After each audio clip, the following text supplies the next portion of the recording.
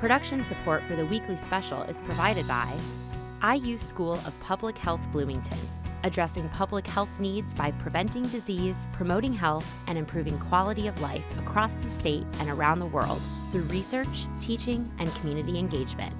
The Al Cobine Recognition Endowment Fund, established by friends and family of Al Cobine to support jazz initiatives on WTIU and WFIU.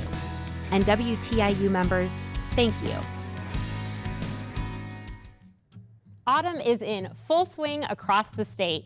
Discover unique destinations and activities to enjoy this season. Soar above the tree line at the Indy Air Hog's annual fly-in.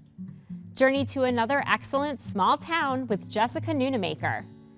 Explore Eklund's Crazy Acres and meet its resident monster maker. And welcome the Maine Squeeze back to the studio for their new album debut. Experience great stories from your Hoosier communities right here on the Weekly Special.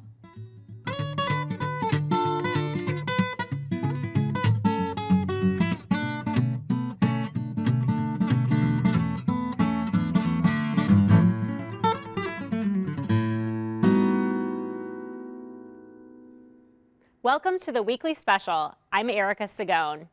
From fall festivals to long country drives, there is no shortage of ways to enjoy the season across the state. For the Indy Air Hogs, however, their bird's eye view of the changing foliage is truly incredible.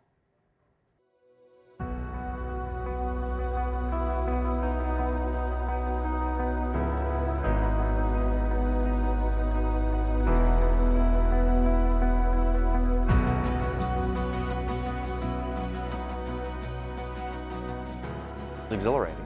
I remember after leaving the ground, I thought, who's going to land this thing?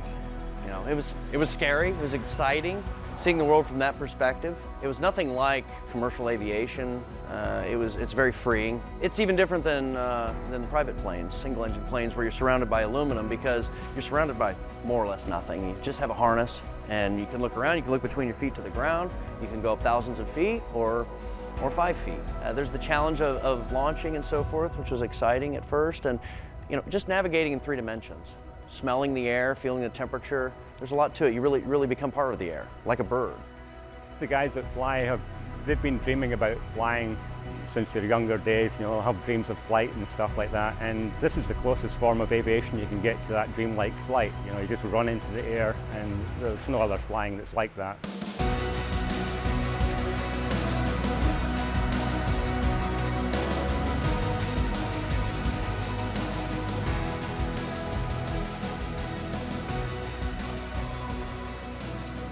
Honestly, I knew a guy back in Oregon who used to do this, and I saw him flying one time, and I said, man, I want to do that. Here he was, sort of suspended in a lawn chair, a flying lawn chair, if you will, and flying low over the ground and able to go as high as he wanted, and I thought, oh, this is great, I want to do this. Launching is challenging because there's a lot of forces at play, right? A 70-pound motor, 40 to 80 pounds, running with the motor. It has torque, it has thrust. And in addition, trying to manage a paraglider that's overhead. The launch, you lay out the paraglider and then you pull up, right? Look at the wing, run forward, have to manage the wing to steer accordingly, and at the same time you're applying power and running forward. It's a challenging operation, especially if a person isn't at least a little bit athletic. Sport is available to almost everybody. It does take a certain amount of physical ability to do foot launch, but if somebody is not in good shape or has a disability or something like that, they can use wheels. So it's the same motor and wing setup, except now it's on a wheeled platform. Almost anybody with reasonable hand-eye coordination can do that. Actually, here at our fly-in, we have a foot launching pilot who's 80 years old. All I had to do was see one. I got excited and I ran and got my wife and I said, you see those guys? I want to do that, and I'm going to do that. I think this sport has been the answer to my longevity. I won't let myself get out of shape because I want a foot launch. I want to fly a powered paraglider. Well, I was actually flying with the group that started the Indy Air Hogs before the event started. I was flying in Bloomington on my own for quite a few years before I met the guys up in Indy. The fly-in started as a result of one of our buddies who had an accident. We had a friend named Mike Risch who died in a flying accident, and we named the first one after him. We called it the Mike Risch Memorial Fly-In. And that was the first kind of real fly-in. And here, I think we had maybe 30 in attendance, just mostly local people from around here. This is the 8th annual. We got the word out and people started coming a lot. We had people from Florida, people from Canada, people from all the states around here. I mean, I think we're the nation's largest fly-in this year, powered paragliding fly-in. It's even less about the flying than it is about the camaraderie and just enjoying people's company. There's a lot of good advice on techniques for taking off and landing. And just even watching other people fly helps you a lot. You can see what they're doing wrong and you know, it helps you out with your own skills. We all have the same interests and the same sport, and I feel like I'm equal with them, and they're all younger than me. It's always an adventure. Every flight's an adventure, and every flight is unique. You can see everything. You see everything from a different perspective, but once you leave the ground, it's a different realm. I've been fascinated by the sky all my life. I've gone from paper airplanes to kites to balsa airplanes, now to paragliders, and paragliding is by far more exciting than flying an airplane. Just the freedom of it. You can kind of take off from any field anywhere, and nothing compares with kind of kicking the corn and the beans and skimming over treetops. It's just the freedom of flight. You're just like sitting in a lawn chair up in the sky like a bird, and you can do whatever you want. You can go high, you can go low, land and take back off again. It's amazing.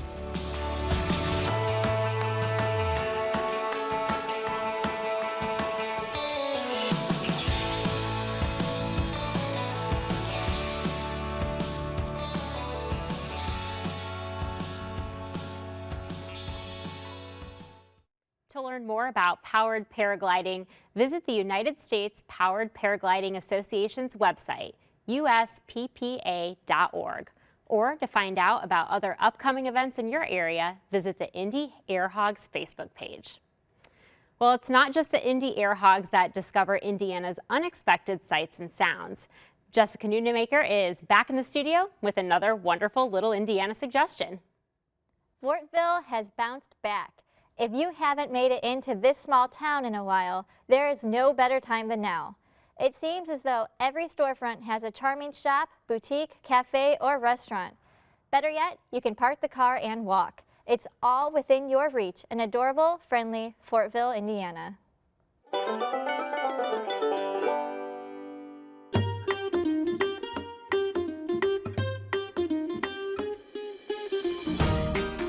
The Gypsy Chicks Boutique is a dazzling clothing boutique with something for everybody. They say that they are two women on a mission to enhance your personal style, and they are definitely onto something. When was the last time you could describe your boutique shopping experience as friendly and caring? Make this a must visit. No one would ever know that Simply More was once the site of a long-ago hotel, and quite possibly a brothel. Now it's a classy, excellent furniture and more shop. Each of the 4 owners have different tastes, and that's reflected in the varied offerings. Their goal is to keep vintage furniture out of landfills and to give it new life and a new home. At Studio 309, Mom teaches the kids how to play piano on one side, while daughter Sherry, a Heron School of Art graduate, teaches art, holds kid parties, and even ladies' nights, inside or outside. It's hard to believe this warm and styling space had no heat, air, walls, or ceiling. Now it makes a great place to get creative, for any age. Pony up! Horse and even dog lovers will want to browse Stable Tack Shop. They are certainly unique in that they have all the accessories and things you need for your horse or dog. Local Indiana artists sell their vintage decor, handmade accessories, gift items, and then some at Best of What's Around. Isn't it about time you decorated your walls with one-of-a-kind style? Enough shopping. It's time to eat already. Java Junction is one of my all-time favorite coffee shops. The whole family is involved. Mom-in-law makes the baked items, while daughter, husband, and wife help run the place. Using a local coffee roaster makes their offerings really stand out from the big box crowd. Local helping local. I love that. There's also tasty lunches that include panini, homemade soups, and holiday-themed specials. My picks? Try the Bourbon Barrel Blend Coffee. Java Junction is definitely a sip above. Our smokehouse smokes their meats Texas style. That means they make good use of rubs. Hence their motto, love the rub. Oh, but you will. Combine it with a locally made barbecue sauce and you've got some of the best barbecue I have ever had. Get the brisket and the barbecue nachos with a side of coleslaw. Now that's one fashionable barbecue restaurant. Indulge Ice Cream Parlor and Cafe is a beautiful place. The original soda fountain of this long-ago 5 and dime shop is still in use and lovely condition. Locals opt for the Pink Elephant, a pink treat in a super large glass. Now also available is the Woolly Mammoth, a chocolate version, or the Fluffernutter. Look for a fresh menu for lunch. The chicken salad on a croissant is particularly tasty.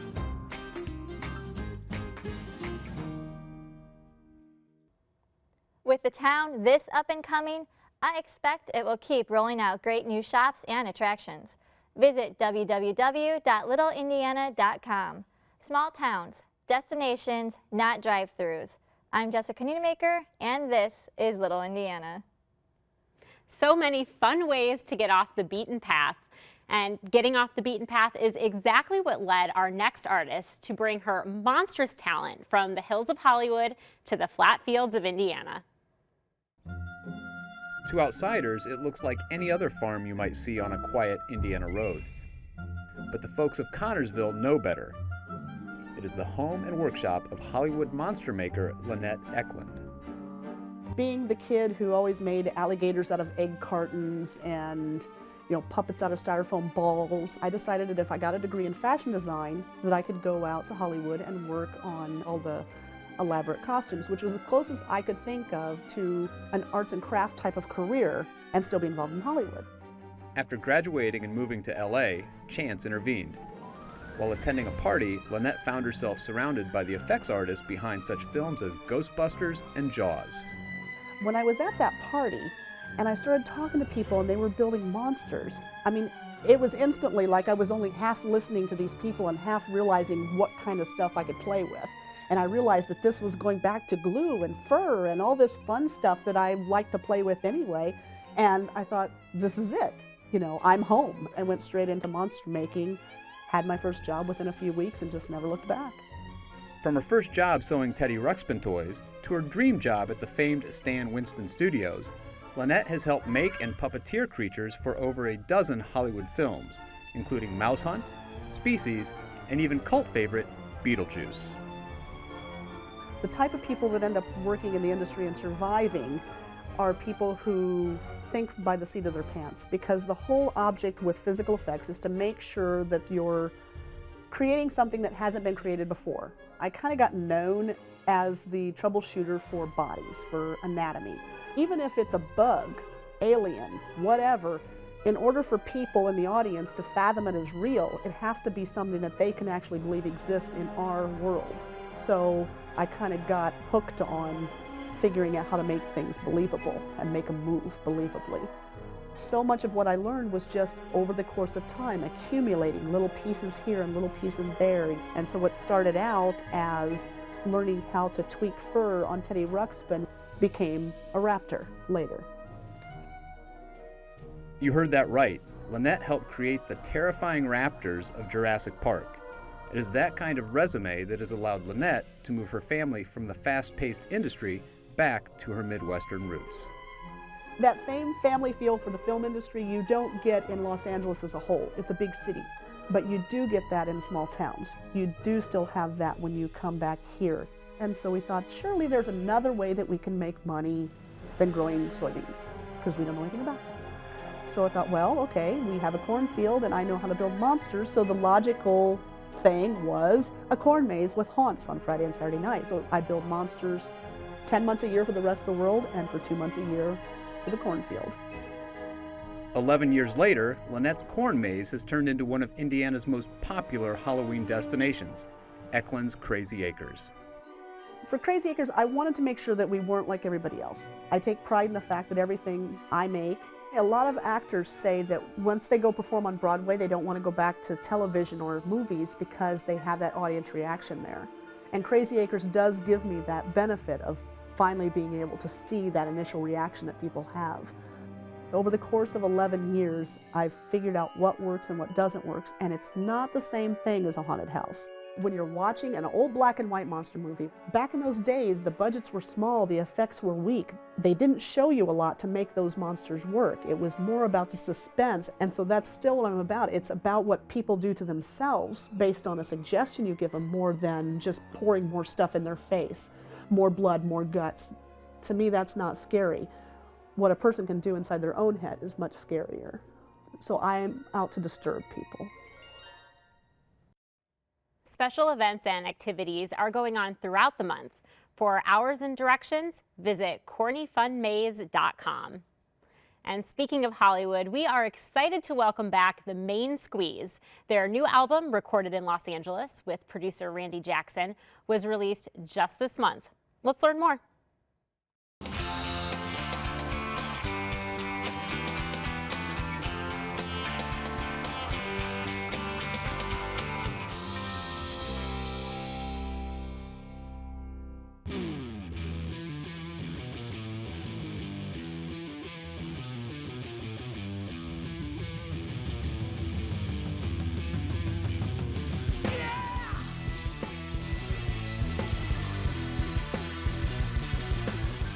When I first started the band with Max and everyone started to form in, I probably wouldn't have assumed we wouldn't have been together 5 years. We got past the first step of local bands to regional bands to national band. As far as our comfort level and our happiness level, it's still really thriving, and I'm just happy to say that we have been together for that long and we're still going for it. It really never gets old coming to Bloomington. I call it like the mecca of like the Main Squeeze's beginning, and Bloomington is really where it started. It was the perfect place to start and to grow from. I would say the difference is the last 2 years is we've had more people, and it just continues to grow somewhat exponentially. We've been all over the country, really developing our fan base, and our live shows really developed a lot since then. It's just great to see it grow like in front of our eyes. In reference to working with Randy Jackson, working with him was informative, great learning experience. We learned so much from him. He preached patience. He didn't think there was any rush to put new music out. He wanted it to be the best. He was like, for you guys at your size, you should put your best foot forward, and this album should be 10 of your best songs.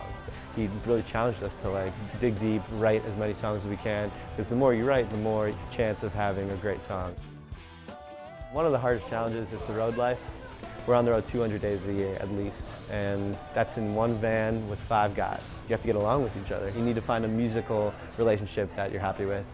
You have to like know how to live like from hotel to hotel. Just the road life is tough. But then the competition is crazy, the industry is crazy. There'll be more bands coming into the industry every day. You got to set yourself apart to really make it somewhere. Yeah, it's not an easy lifestyle at all. As far as making it or success, I think it is a never-ending journey, and we're still going to keep plugging away and trying to reach more people around the world. I definitely have high hopes for the band, and I have a lot of confidence and aspirations for where we will be. I would like to really be well known. I would like to just like make it to the ears of so many new people. Would love to go travel the world and spread the music to everyone that will listen.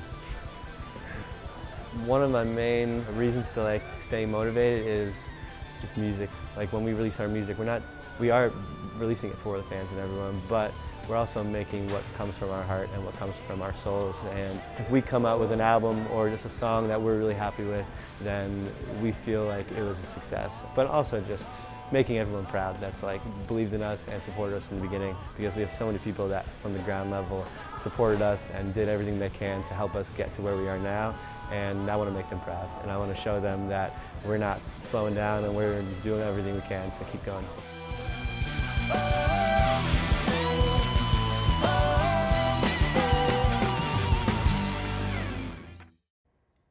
And now, the Main Squeeze.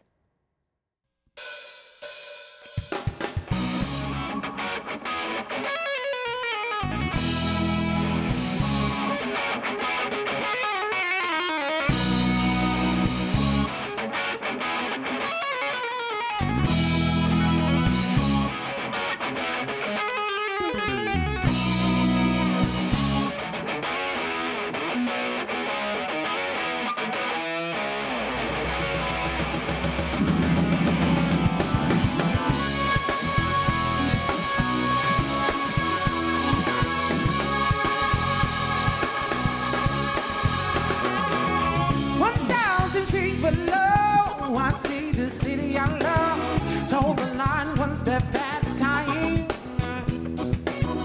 Careful not to fall, coming in like a cannonball. There's my life hanging on the line. It's not always where we want to go, but no one said it'd be easy.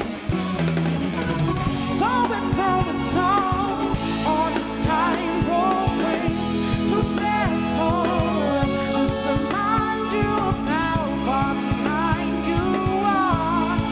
Hey, with 2 steps forward, feels like there's only a million miles. When there's 2 steps left to climb. Oh, wow, yeah, you got my tongue. Is this how they'll show me love? That day when I'm 6 feet underground. Says too much left to cut for a white flag waving love. Can't get stuck straddling the line. It's not always where we want to go, but no one said it'd be easy. No, no, no, no, no. So we're throwing stones on this tightrope way. 2 steps forward, just remind you of how far behind you are. Yeah. When 2 steps forward, feels like there's only a million miles.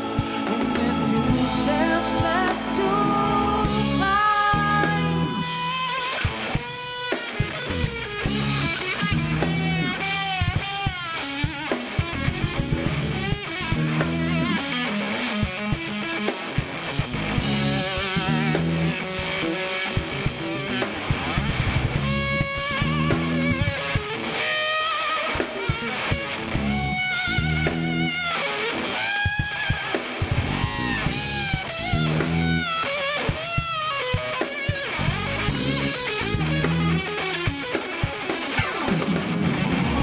It's not always where we want to go, but no one said it'd be easy. No, no. So we're throwing stones on this tightrope way. 2 steps forward, just remind you of how far behind you are. Hey, when 2 steps forward, feels like there's only a million miles. When 2 steps forward, just remind you of how far behind you are. And when 2 steps forward, feels like there's just a million miles. When there's 2 steps left to climb.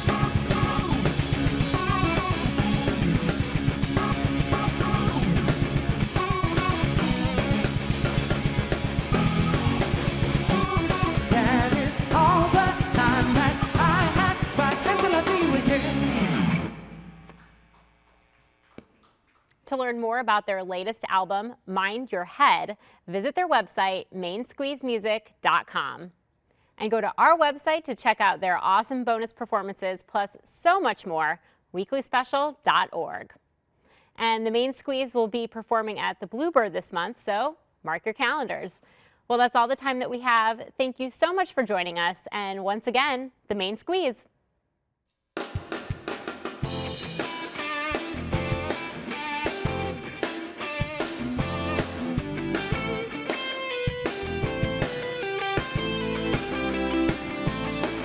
When time's running out and the feeling down leaves you broken, and you're hurt 'cause you turned every stone, you can't find a way. Look over and no one won't let you go. We'll lose together. Look in my eyes and see that I am not afraid. I'm all in always. I will fight past the end and go over the edge for you, my love. Time and time and again, cast aside on the pride and the feelings for you. 'Cause I